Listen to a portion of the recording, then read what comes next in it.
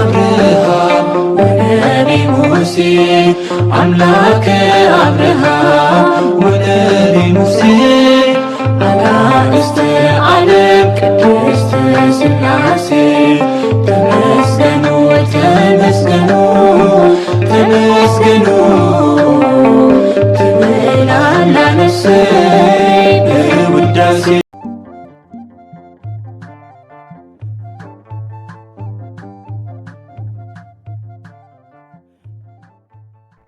በስመ ሥላሴ በስመ አብ ወወልድ ወመንፈስ ቅዱስ አሐዱ አምላክ አሜን።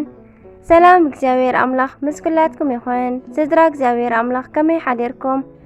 ኣነ እግዚአብሔር ይመስገን። ክብሪ ይስባሕ መድኃኔዓለም ኣቦይ ልዑል እግዚአብሔር አምላኽና ክሳብ ሰዓት እዚኣ እትጸንሕ እስትንፋስ ዓዲሉ ብጸጋን ብጥዕናን ስለ ዝዓቀበናን ዘጽንሐናን ክብርን ምስጋናን ኣምልኮን ውዳሴን ንዘለዓለም ንዕኡ ይኹኖ።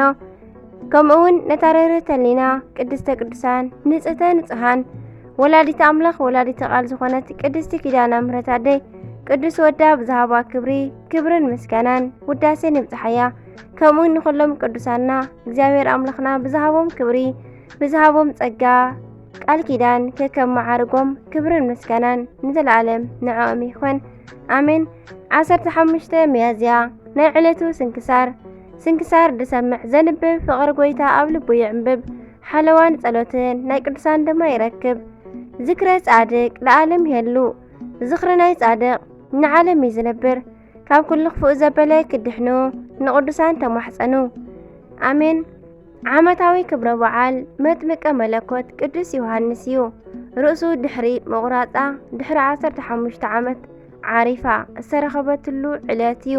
በረኸትን ረድኤትን ናይ ቅዱስ ዮሐንስ ኣቦና ኣይፈለየና።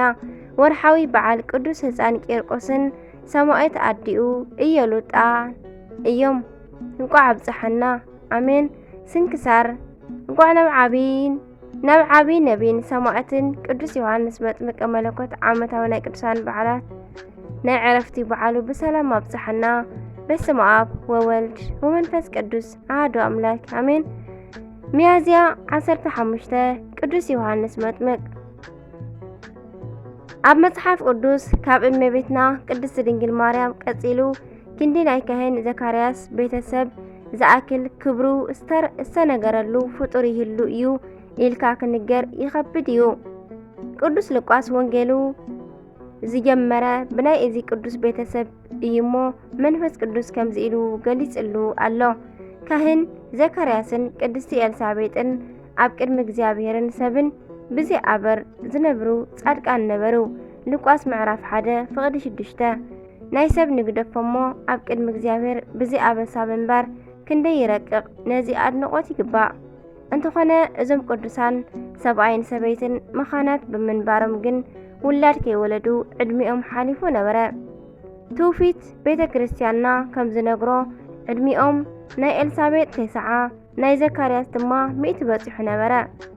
ፍጹም ትዕግስቶም ዝረኣየ ጎይታ ድማ ኣብ እርጋኖም ካብ ኩሉ ሰብ ንላዕሊ ዝኾነ ንበይኑ ትንቢት ዝተነገረሉ ኢሳያስ ምዕራፍ 40 ፍቕዲ 3 ሚልክያስ ምዕራፍ 3 ፍቕዲ 1 ዓቢ ነቢይ ንክህቦም ንመልአከ ብስራት ቅዱስ ገብርኤል ለኣኸሎም።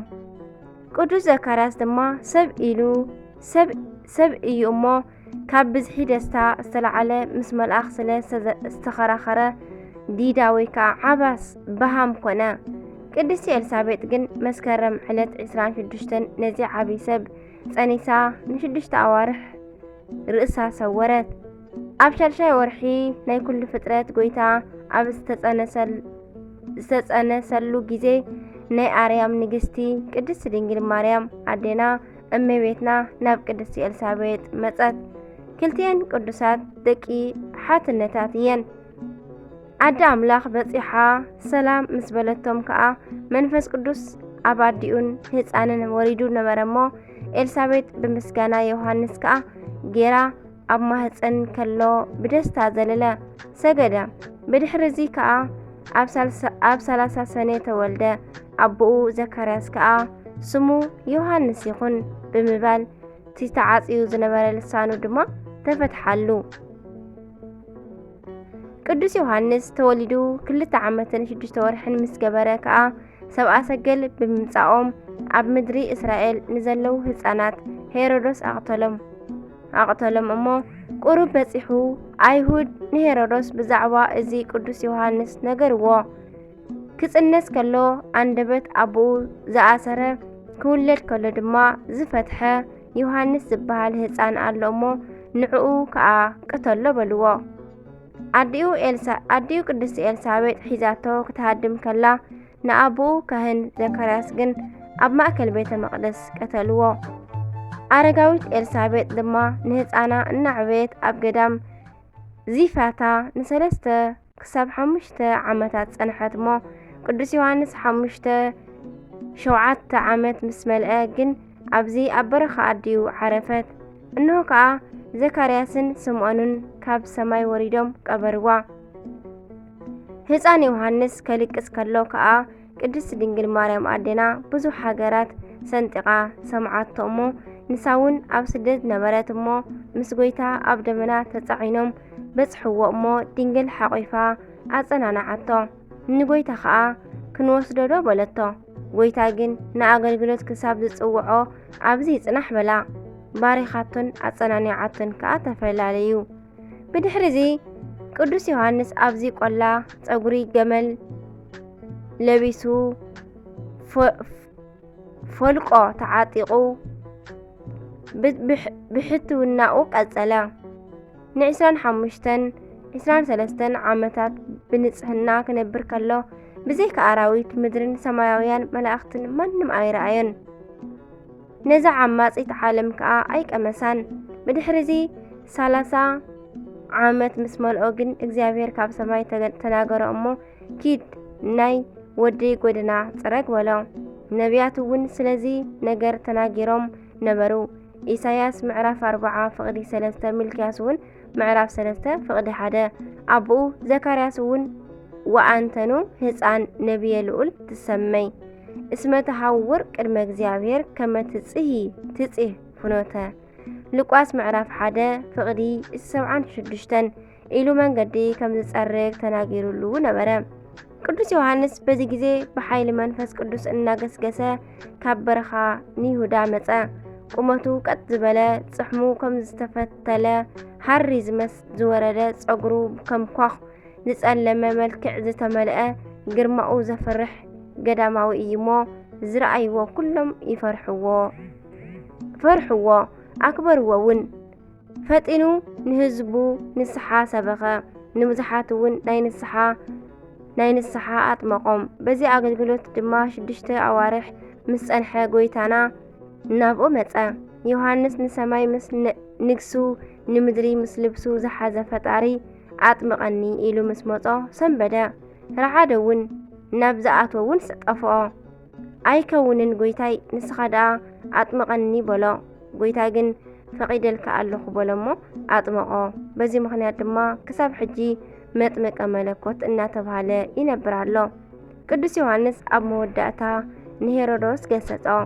ንጉስ ከዓ ተቐይሙ ን7 ዓመታት ኣሰሮ።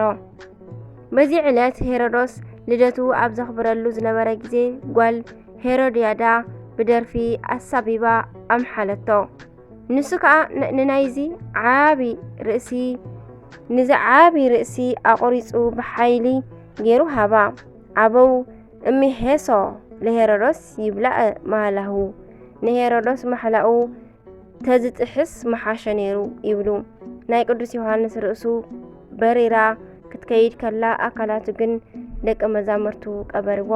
ማቴዎስ ምዕራፍ 3:1 ማርቆስ ምዕራፍ 6:14 ሉቃስ ምዕራፍ 3:14 ዮሐንስ ምዕራፍ 1:6 ርጉም ሄሮዶስ ክሳዱ ድሕሪ ምምታሩ ከዓ ርእሲ ናይ ቅዱስ ዮሐንስ ናይ ጸጋ ክንፊ ተዋሂብዋ ጎይታና ናብ ዘለዋ ደብረ ዘይቲ ከይዳ ኣብ ቅድሚኡ ሰገደት።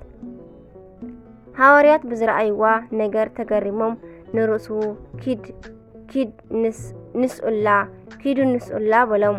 ብድሕሪዚ ከዓ ጎይታናን ኣምላኽናን መድሓኒናን ኢየሱስ ክርስቶስ ንርእሲ ቅዱስ ዮሐንስ ናይ ምምሃር ስልጣን ሂቡ ኣፋነዋ። ኣብ ሙሉእ ዓለም ን15 ዓመታት ክትሰብኽ ጸኒሐት እሞ በዛ ዕለት ኣብ ውሽጢ ዓዲ ዓረብ ዓረፈት። ኣስማተ ቅዱስ ዮሃንስ ናይ ቅዱስ ዮሃንስ መጥምቀ መለኮት ኣስማት ድማ ከምዚ ይብል። ነቢይ፣ ሃዋርያ፣ ሰማዕት፣ ጻድቅ፣ ካህን፣ ባሕታዊ፣ ገዳማዊ፣ መጥምቀ መለኮት፣ ጸያሄ ፍኖት፣ ጸራጊ መንገዲ፣ ድንግል፣ ተንከተም፣ ናይ ብሉይን ሓዲስን ድልድል፣ ቃለ ኣዋዲ፣ ኣዋጅ ነጋሪ፣ መምህር ወመገስጽ፣ ዘይዓቢ እምኩሉ ካብ ኩሉ ዝበልጽ፣ ጎይታናን ኣምላኽና መድሓኒናን ኢየሱስ ክርስቶስ ናይ ቅዱስ ዮሃንስ ምትረት ዘኪሩ ይቕረ ይበለና። ጸጋኡ በረኸቱ ክብሩን እውን ይሕድረልና ኣሜን። ሚያዝያ ዕለት 15 ዝኽበሩ ዓመታዊ ናይ ቅዱሳን በዓላት ድማ ቅዱስ ዮሃንስ መጥምቀ መለኮት ጸኣተ ነፍሱ፣ ቅዱስ ኒቆላዎስ ዘሃገረ ሜራ ካብ 318 ሊቃውንቲ ዝኾነ፣ ቅዱስ አጋቦስ ካብ 72 ኣርድእቲ ዝኾነ፣ ቅድስቲ እለ እስክንድርያ ሰማዕት፣ አቡነ አቢብ ጻድቅ። ወርሓዊ በዓላት ድማ ቅዱስ ሚናስ፣ ቅዱስ ቂርቆስ ወሙ ኢየሉጣ፣ ቅድስቲ እምባ መሪና፣ ቅድስቲ ክርስቲና፣ ቅዱስ ኤፍሬም። አሜን። ንሳቶም መስከዱ ኢየሱስ ነቶም ህዝቢ ብዛዕባ ዮሃንስ ከምዚ ክብሎም ጀመረ። እንታይ ክትርእዩ ናብ ምድረ በዳ መጻእኩም? ብንፋስ ሰሰው ዝብል ሻምበቆ እንታይ ደኣ ክትርእዩ መጻእኩም? ብቅጭን ክዳውንቲ ዘጌጸ ሰብ ቅጭን ክዳውንቲ ዝኽድኑስ እንሆ ኣብ ኣባይተ ነገሥታት ኣለዉ። ንምንታይ ደኣ መጻእኩም? ነቢይ ክትርእዩ እወ ካብ ነቢይ እኳ ደኣ ዝበልጽ እዩ እብለኩም ኣለኹ። ንሱ እቲ ብዛዕባኡ እንሆ ኣነ ኣብ ቅድሚኻ መንገድኻ ዝጸርግ ልኡኸይ ቀቅድሚኻ እልእኽ ኣለኹ ተባሂሉ ዝተጽሓፈሉ እዩ እሞ ካብ ኣንስቲ ዝተወልዱ ዘበለ ካብ ዮሃንስ መጥምቅ ዝዓቢ ሓደ እኳ ከም ዘይተንስአ ብሓቂ እብለኩም ኣለኹ። ኣብ መንግሥተ ሰማያት ግና እቲ ዝንእስ ካብኡ ይዓቢ። ካብ ዘመን ዮሃንስ መጥምቅ ክሳዕ ሎሚ መንግሥተ ሰማያት ትግፋዓላ፣ ገፋዕቲ ድማ ይዝርፍዋ ኣለዉ። ከመይ ኩሎም ነቢያትን ሕግን ክሳዕ ዮሃንስ ተነብዮም እዮም። ክትቅበልዎም እንተ ደኣ ደሊኹምሲ እቲ ክመጽእ ዘለዎ ኤልያስ ንሱ ዮሃንስ እዩ። እዝኒ ዘለዎ ይስማዕ። ማቴዎስ ምዕራፍ 11 ካብ ፍቕዲ 7 ክሳብ 15 ይብል። አሜን። በረኸትን ረድኤትን ናይ ቅዱስ ዮሃንስ፣ ናይ አቡነ አቢብ፣ ናይ ኩሎም መዘለማዓንቲ ናይ ቅዱስ ህፃን ቂርቆስ ወሚ ኢየሉጣ በብዕለቶም ተኸቢሮም ዝውዕሉ በረኸቶም ይሕደረና። አሜን። ብጸሎቶም ድማ መድኃኔዓለም ይምሓረና። አሜን። ስንክሳር ድሰምዕ ዘንብብ ፍቕሪ ጎይታ ኣብ ልቡ ይዕንብብ። ሓለዋን ጸሎትን ናይ ቅዱሳን ድማ ይረክብ። አሜን። ዝወደቐ ዝነጠበ ቃል ኮነ ዜማ ፊደል በአፈ ቅዱሳን ትጓን መላእክት ተኣርመለይ። አሜን። ስብሐት ለእግዚአብሔር ልዑል ወለወላዲቱ ቅድስት ድንግል ማርያም ወለወላዲቱ ክቡር ወሓያል። አሜን አሜን። ለይኩን